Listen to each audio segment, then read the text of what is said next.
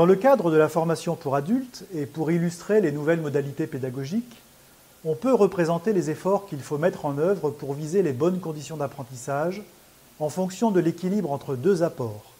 La médiatisation, d'une part, constituée des ressources pédagogiques médiatisées, du matériel, de la plateforme, des moyens technologiques, et la médiation, d'autre part, assurée par un ou des formateurs, tuteurs, coachs, accompagnateurs.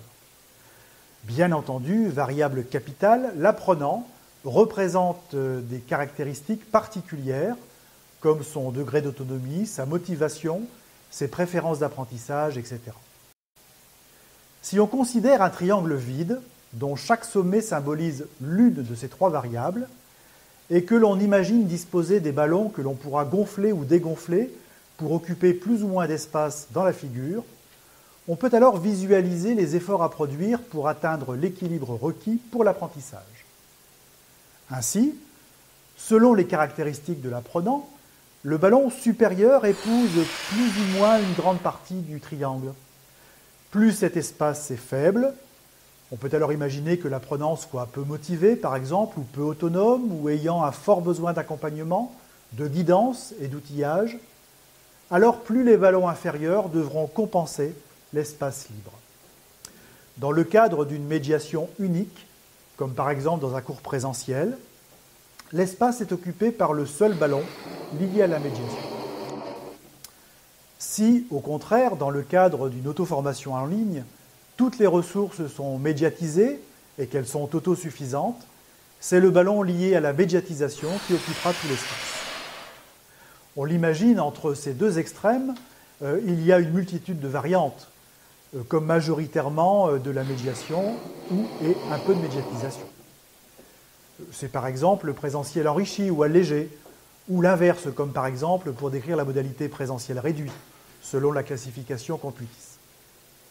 L'important, c'est qu'en cas de défaillance de l'une des modalités, l'autre compense pour permettre l'équilibre.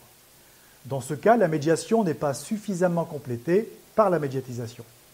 Il y a fort à parier que l'apprenant éprouve un déficit de ressources et d'accompagnement et que cela handicape son apprentissage.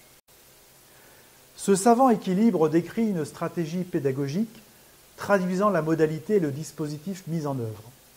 Mais il participe également à la définition du modèle économique. En effet, la médiation représente essentiellement des coûts de fonctionnement. Il s'agit d'heures formateurs, interagissant de façon synchrone ou asynchrone avec l'apprenant. Chaque heure proposée correspond donc à un forfait précis. Pour la médiatisation, cette fois, les coûts s'apparentent à de l'investissement.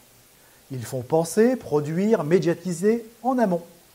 Il s'agit de temps d'ingénieurs et techniciens qui s'organisent avant toute prestation de formation. Le coût est fixe, quel que soit le nombre d'apprenants.